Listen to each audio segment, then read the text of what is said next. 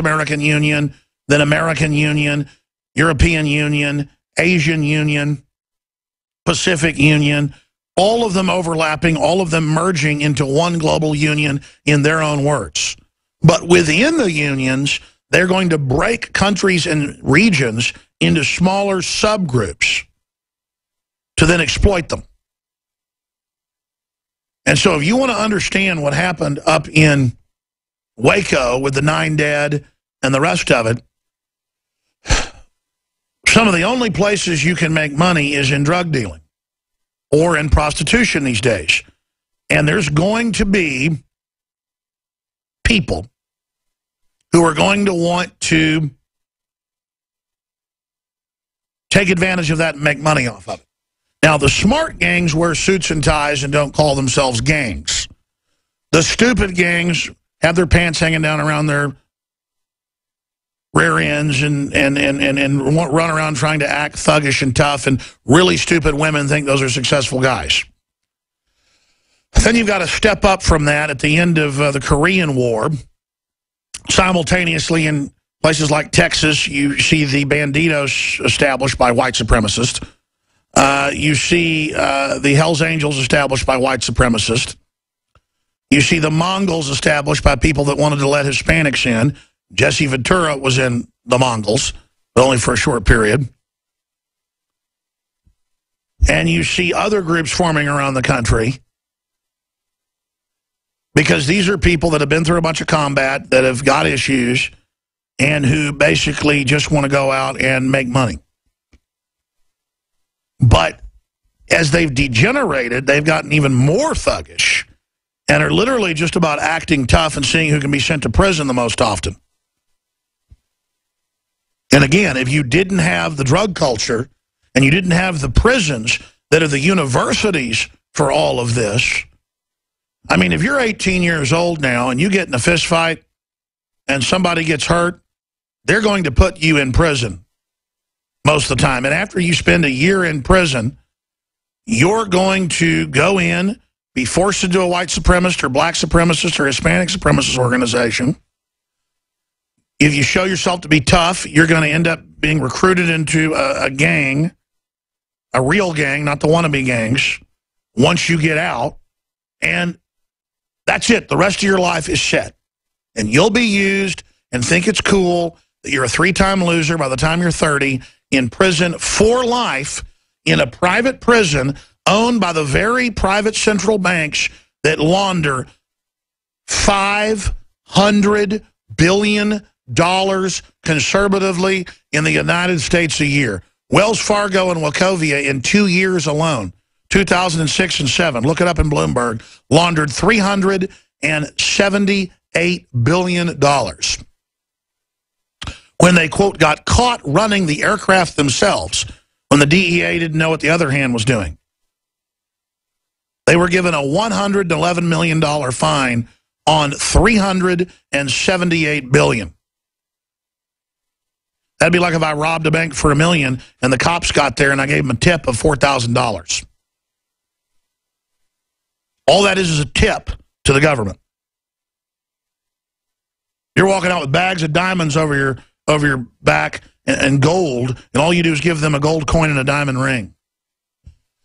So the truth is, the establishment wants to siphon all this money off. The old guys playing golf, the old guys that own the banks, the old guys that got the cops down the street guarding their house, real quiet, real friendly, real nice, that speak with perfect Atlantic accents, they run the show in their private jets. They're smart. They're criminals. They're evil. They're predatory. They've got God to deal with. Their daughters ending up being screwed up, and their sons. But nevertheless, they're the real kingpins, like Tony Montana says in Scarface, written by, of course, one of the best screenwriters out there, Oliver Stone, based on real stories and real people like Mario Puzo's The Godfather. The names were changed. Those are all real people in that movie. That's a true story. It's a composite, but it's a true story. Just like The Patriot with Mel Gibson, it's all true, but it was 3 people. The Swamp Fox and 2 others. And remember, Tony tells his best friend, wants him to go with the mafia and launder the money so they get a bigger percentage, don't have to pay the banks. He goes, listen, Tony Montana goes, it's the WASP guys that have got every angle figured out. That's who I'm going to invest with. We're going to get raided if we don't put all our money in the Federal Reserve, basically what he says. But his buddy goes and does it anyways, and they get busted.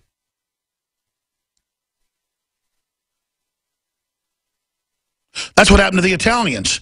America was so controlled by the 50s, and the FBI was so blackmailed by La Cosa Nostra, the family, and other organizations, that they would say no organized crime existed. That's how dumb they were keeping the public. No organized crime existed. Isn't that just special? When my dad's great uncle, I'm not even going to tell the story. The point is that it's always been part of the culture. It's just now they've set it up where it's taking over the entire culture. And now the system is waging war against anyone who isn't part of the criminal system. And that's when you collapse into Nigeria or Mexico or North Korea. And we've now reached the tipping point, very close to that. I mean, it's an organized gang of government that illegally listens to the phone calls and tapes everything, and the DEA. It's all illegal, and they just do it as an organized revolution against freedom. It's an organized revolution against freedom for Obama to just open the borders and ship in illegals and give them free everything. Welcome to the jungle. Welcome to the law of the biggest thug. Welcome to tyranny. And so, no, I don't think there's a conspiracy behind this biker gang. They're so out of control all over the country, I'm surprised more of this doesn't happen. But the bigger conspiracy is the drug dealers that own the private Federal Reserve, that launder all the money and run the whole show and have the prisons as their recruiting arms for their armies of tyranny, their armies of scum, have set up this paradigm by design. That is the conspiracy. A minor footnote that, oh, there were shots being fired, some of them were in the direction of police, so they shot some of the bikers. Well, how many did you shoot?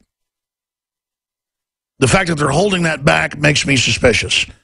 I'm not going to really second guess what's going on here with a bunch of organized crime gangs meeting, because I don't think we'll ever know the full truth, even though there's surveillance cameras.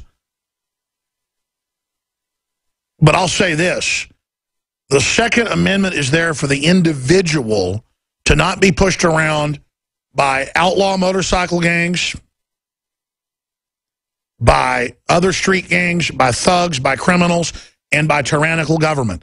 This is the reason we have the Second Amendment. Throughout history, groups of 20, 30, 40, 50, 100, 200 men would get together. They didn't have villages. They didn't go fishing. They didn't go hunting. They didn't smelt metal to sell to the neighboring tribe. They didn't produce things. They would raid. And every culture had these types in them. And they would basically prey on populations, and they would rob them. And they would kill the men and rape the women and enslave the children to take them back to their home base, the teenagers, to work as slaves for them. And that's where slave culture came from, was by warring cultures that did not want to do the menial work themselves, but who wanted to go around stealing land. And yes, you'll notice that in our founding as a country, you have that culture, which was dominant around the world, parallel with an agrarian and manufacturing system as well. And so it's been a fight between conquest civilization and Renaissance civilization. And there's really no such thing as a conquest civilization for very long, because things degenerate and they break down. And my broadcast is against the conquest civilization. I would want to see a happy village on the ocean, producing finished goods, involved in trade with their neighbors, weaving clothing, manufacturing jewelry, putting salted fish in a barrel. I mean, I'm just giving you a Nordic version of this, and becoming a teeming metropolitan base after a few hundred years that is the towering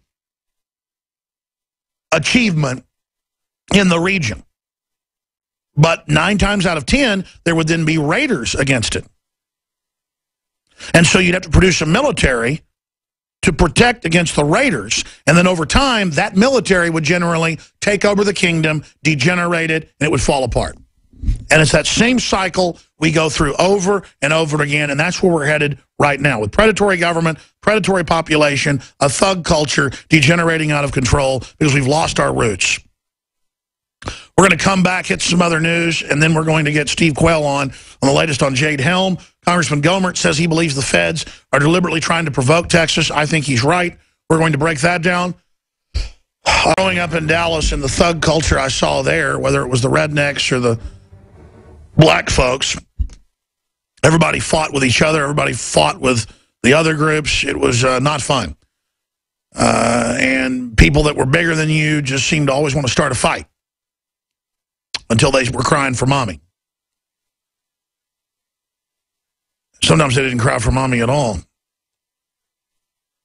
But now you see the rise of the Mexican mafia and MS-13 and the motorcycle gangs and the black gangs. You've all pretty much already killed each other in the 80s and 90s. It is just a mess. And I have had black gangs. I haven't really had Hispanic gangs ever say anything. I've had black groups of thugs 3 times in the last couple months shoot their mouths off and say racist things to me for no reason and to other people. They were just going down the line doing it. And I've seen motorcycle gangs. I don't know how many times, 3, 4 times the last few years. And a lot of people I talk to are telling me about, these are family men. I mean, if you want to be in a gang, go fight with other gangs. Don't fight with a dad with a wife with 3 kids. I mean, you have any idea how hurt you're going to get? But I digress. This is this devil culture we're going into. This thug culture. And it rolls downhill from the feds who would ship guns into Mexico to blame the Second Amendment, get caught, and not get in trouble. So out of all the gangs I can't stand, the worst is the CIA, the DEA, all these different organizations. I mean, every few days I see articles like this one. The DEA strikes again, seizes man's life savings under asset forfeiture without charges. Yeah, they'll wait till you leave a casino with legal money and take it. And one of the most uncivilized and preposterous loopholes in America, federal agents are allowed to steal citizens' assets. $16,000 in cash that Joseph Rivers said he'd saved and relatives had given him to launch his dream in Hollywood is gone. He was going out to Hollywood. So many people show up out there. That's the real scam. You got robbed twice, didn't you? Seized during his trip out west, not by thieves, but by Drug Enforcement Administration agents during a stop at an Amtrak train station in Albuquerque.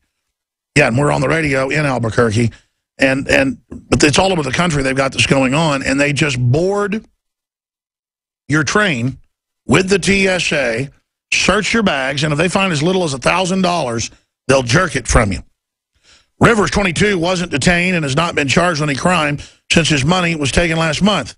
Doesn't matter. Under federal law enforcement tool called civil asset forfeiture, he needs never be arrested or convicted of a crime for the government to take away his cash, cars, or property and keep it.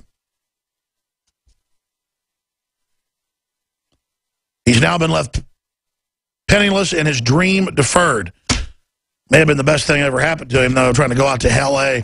I know so many people go, I'm going to L.A. to be an actor. I'm going to L.A. to be this or that. You know, you got your 18-year-old graduating cheerleader daughter says, I'm going to go out there and be a movie star. No, you're going to go out there and be in